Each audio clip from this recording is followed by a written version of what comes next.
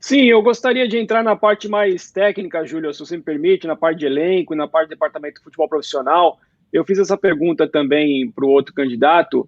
Pro Você Fred. citou nomes aí do Vasco, com o Fred, de ex-jogadores, Edmundo, Pedrinho, Felipe. Pô, ninguém melhor do que esses caras conhece o Vasco da Gama.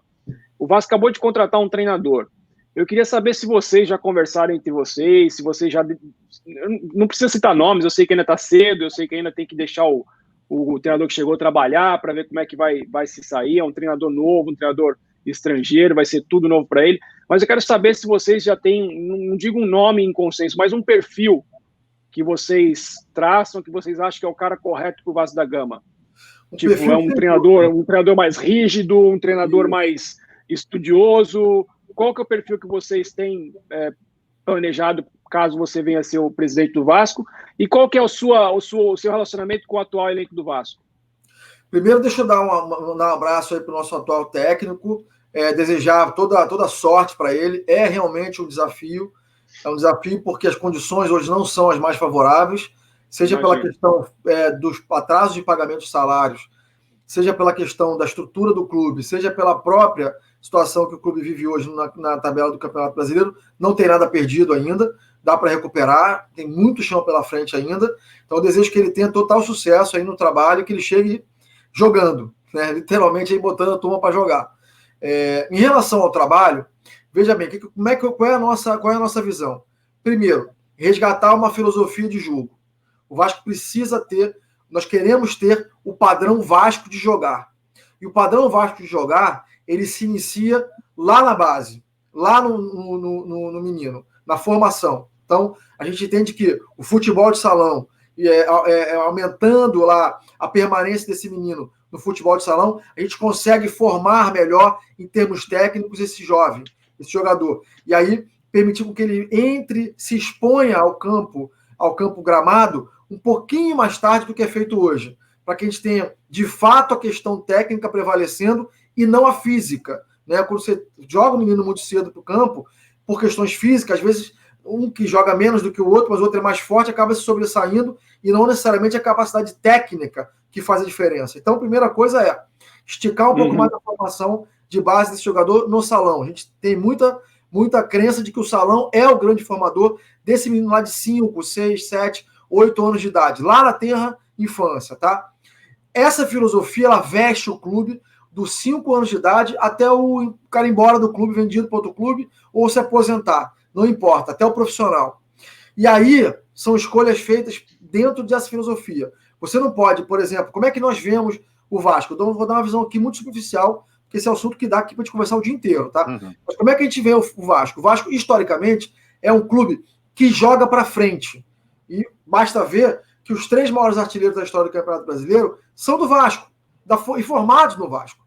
Então, é uma forma de jogar agressiva que marca a nossa história. Então, a expectativa do nosso público é ver um time agressivo. Então, toda a filosofia de trabalho precisa convergir nesse sentido. Então, é óbvio que quando você vai definir elenco, quando você vai definir perfil de profissionais para trabalhar nesse grupo, você precisa definir profissionais que também compactuem com essa visão, que também tenham trabalhos realizados no mercado com essa visão, com esse estilo, com essa filosofia. Porque senão você vai ter uma antagonia, você vai ter um antagonismo, você vai ter um choque entre visões. E aí você fica no imobilismo, você não sai do lugar. E eu vejo isso acontecer de forma muito constante nos clubes de modo geral. O cara contrata um técnico com perfil de jogo mais defensivo, aí manda o técnico embora, contrata outro logo em seguida com um técnico com perfil mais totalmente diferente. Qual é a lógica disso? O que se espera disso? Que planejamento é esse? E aí vem um dado que eu estava vendo hoje, tá? Um dado de uma consultoria de marketing, eu não me lembro agora o nome, não vou me lembrar agora o nome, mas que mostrava a média de técnicos, de troca de técnicos por temporada. Né? A do Brasil era disparada a maior do mundo. Disparada. Assim, a menor era da Dinamarca e a maior era do Brasil. Né? Tem alguma coisa errada, é óbvio. E o que está errado? O planejamento. E outra coisa que está errada, técnico não serve de escudo para presidente, nem para diretoria. O técnico tem que fazer o trabalho dele. Né? Você contratar técnico para blindar é uma escolha que, invariavelmente, invariavelmente dá errada. Né? Pode dar até um resultado no curtíssimo prazo, mas invariavelmente não constrói, não tem longo prazo. Se você pega os principais clubes que têm resultados sólidos de longo prazo, todos eles têm técnicos escolhidos dentro da filosofia do clube, ou seja, o técnico chega sabendo qual é o estilo e qual é a filosofia daquele clube, ele se encaixa, porque ele veio brifado, então ele sabe o trabalho que o clube espera dele, e precisa desenvolver esse trabalho com prazo, com tempo. Né? Então, rapidamente falando, quer dizer, esse é um lado da nossa visão. E outro lado, vai até ter uma live nossa aí, essa semana, eu acho, não lembro exatamente a data, porque são tantas lives que eu já me perdi, mas vai ter uma live nossa que vamos trazer uma empresa parceira na área de análise de mercado, porque essa vai ser, e análise de dados e estatística, porque essa vai ser um outro foco muito profundo do trabalho do nosso departamento de futebol. Nós não vamos tomar decisões por simples achismo. As decisões serão baseadas em análises técnicas, análise de mercado.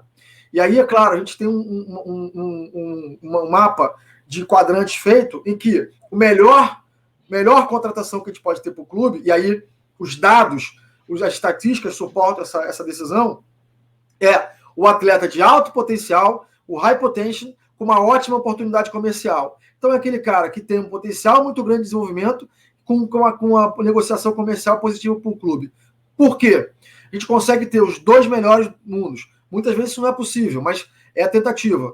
Por quê? A gente consegue ter de imediato o resultado em campo, resultado técnico esperado em campo, e, claro, usar a vitrine que o Vasco é, a grande plataforma, a grande visibilidade que o Vasco dá a qualquer jogador. Basta ver jogadores que não estavam tão visíveis no mercado, passam pelo Vasco, se tornam ídolos e estão no jornal todo dia e viram referências nos seus países de origem, ou no próprio Vasco, ou no próprio Brasil, e a gente usar essa plataforma, essa grande visibilidade, para fazer disso uma excelente oportunidade comercial para o Vasco e fazer dessas negociações, sim, uma fonte muito robusta de faturamento para o clube.